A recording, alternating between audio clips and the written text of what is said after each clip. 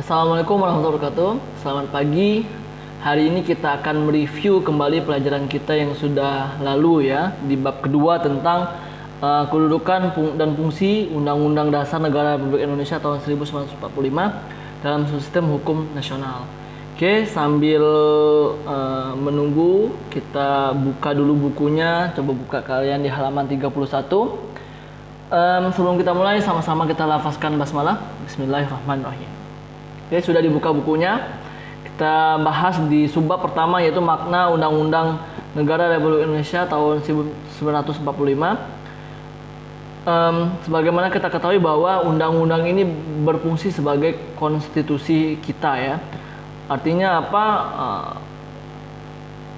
Undang-undang ini memuat semua peraturan-peraturan yang disusun untuk membentuk suatu keteraturan dalam berbangsa dan juga bernegara ya. Di buku kalian di halaman 31 dijelaskan ada beberapa ahli ya, apa itu yang dimaksud dengan konstitusi ya.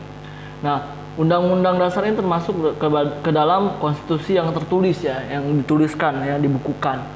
Nah, sebagaimana yang kita ketahui bahwa makna dari dibentuknya undang-undang ini ada beberapa hal yang harus kita pahami, bahwa khususnya di pembukaan undang-undang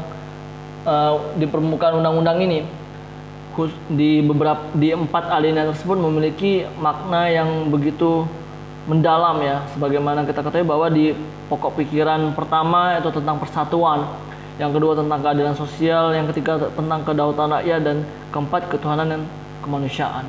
Nah, itu adalah makna-makna yang terkandung dalam pembukaan undang-undang ya. Artinya apa?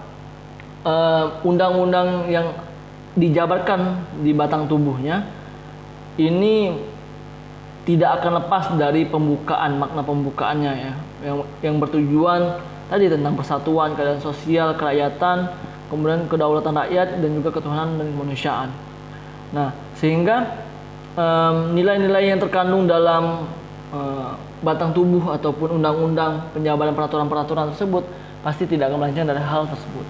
Nah, makna dari undang-undang batang tubuh tersebut mewakili dua materi ya, berisikan dua materi. Yang pertama, memuat materi peraturan sistem pemerintahan dan juga materi hubungan negara dengan warga negara dan penduduknya ya, ada di halaman 35. Berarti materi pertama yaitu tentang pengaturan sistem pemerintah negara. Berarti undang-undang tersebut mengatur bagaimana negara ini dibentuk ya, bagaimana negara ini berjalan dan sebagainya.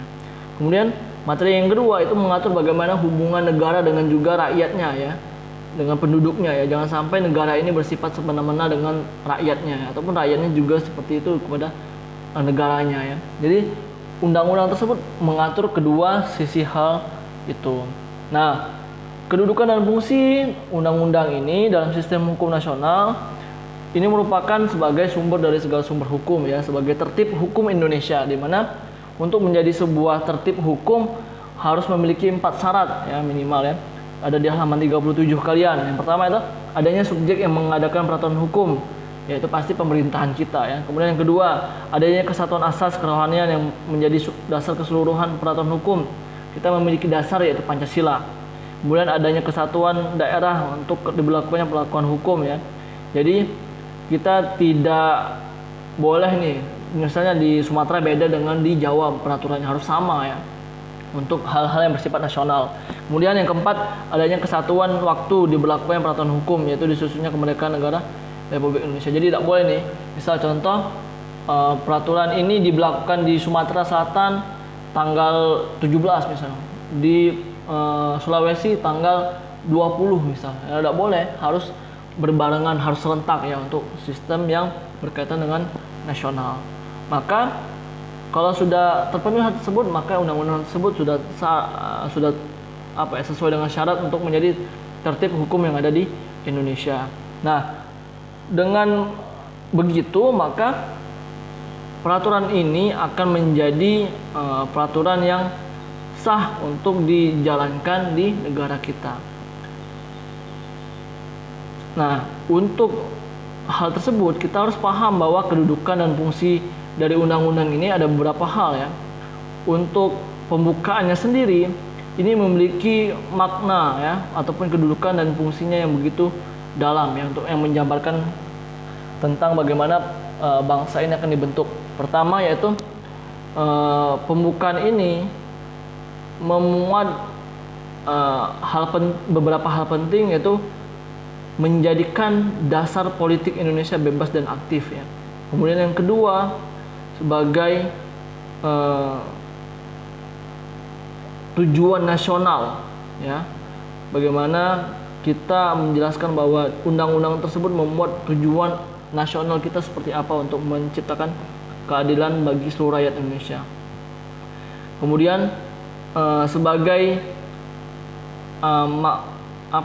penyusunan penjabaran undang-undang setelahnya ya, kemudian sebagai asas kerohanian. Itu beberapa hal yang berada di dalam hal penting yang berada di dalam pembukaan undang-undang. Bisa kalian baca di halaman 38 ya.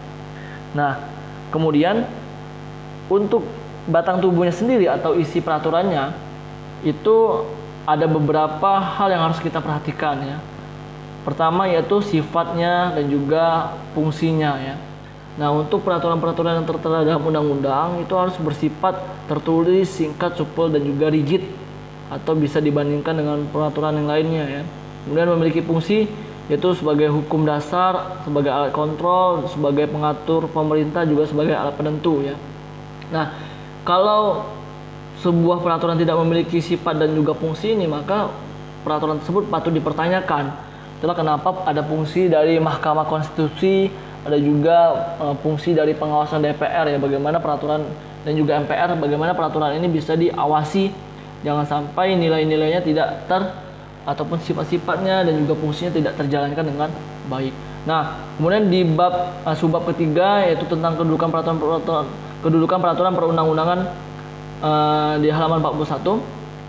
Indonesia juga memiliki jenis peraturan yang lainnya selain undang-undang ya, yaitu seperti undang-undang ataupun Perpu, kemudian ada juga TAP MPR, ada juga misalnya peraturan presiden ataupun peraturan pemerintah, kemudian ada juga perda provinsi, ada juga perda kabupaten ya, sebagaimana yang ada di Undang-Undang Nomor 12 Tahun 2011 ditentukan bahwa ada hierarki dari tingkatan peraturan ini. Yang paling tinggi tentu saja yaitu adalah Undang-Undang Dasar ya, yang berlandaskan dengan Pancasila tadi.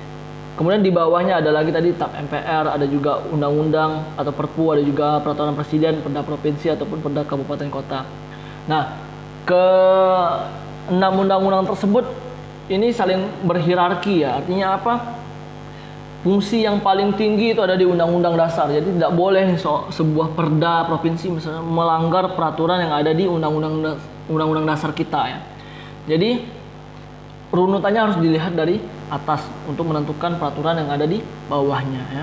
Nah, selain peraturan tersebut ada juga misalnya peraturan-peraturan yang ditetapkan oleh kementerian-kementerian ataupun badan-badan lainnya seperti peraturan yang ada di DPD, MA, kemudian MK ataupun Komisi Yudisial ataupun di bank ataupun menteri-menteri yang lainnya yang perlu mengeluarkan undang-undang ya.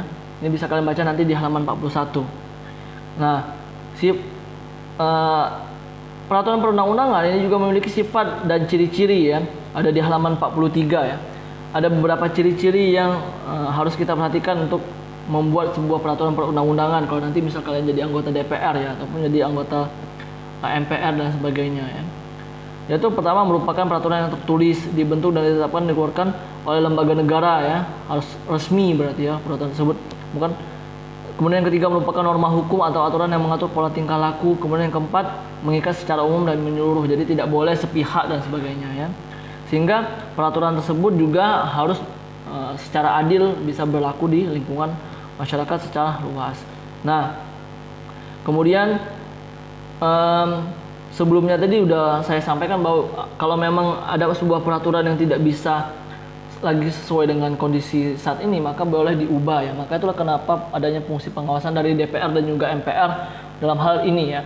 Nah, untuk mengubah peraturan tersebut misalnya undang-undang ataupun undang-undang dasar, maka ada ketentuan-ketentuan yang harus dipahami ya. Seperti undang-undang dasar harus melalui mekanisme yang rumit ya, harus diajukan ya oleh ke MPR ya ataupun undang-undang biasa ke Mahkamah Konstitusi dan sebagainya, harus direview kembali. Nah, inilah kenapa kita tidak boleh kalau misalnya nanti kalian menjadi seorang pejabat DPR ataupun itu tidak boleh buat sembarangan ya undang-undangnya ya, harus sesuai dengan peraturan ataupun cara-cara yang benar ya, sehingga peraturan yang diberlakukan itu tidak melanggar hak-hak orang lain. Nah, di halaman 44 ada tuh beberapa hal yang harus diperhatikan dalam mengubah sebuah undang-undang ya. Pertama, tidak boleh mengubah pembukaan undang-undang, itu sudah bersifat pasti ya. Kemudian tidak boleh mengubah bentuk negara kita yang NKRI. Kemudian sistem pemerintahan kita tetap presidensial dan sebagainya ya. Hanya tentang pasal-pasal saja yang boleh diubah, dan itu harus juga mengikuti mekanisme yang berlaku seperti yang kita udah pelajarin sebelumnya ya. Nah, itulah kenapa kita dalam membuat peraturan perundang-undangan tadi sebelumnya harus benar-benar teliti ya untuk mengubahnya, karena untuk mengubahnya begitu rumit ya, sampai harus bisa disetujui dan disepakati kembali.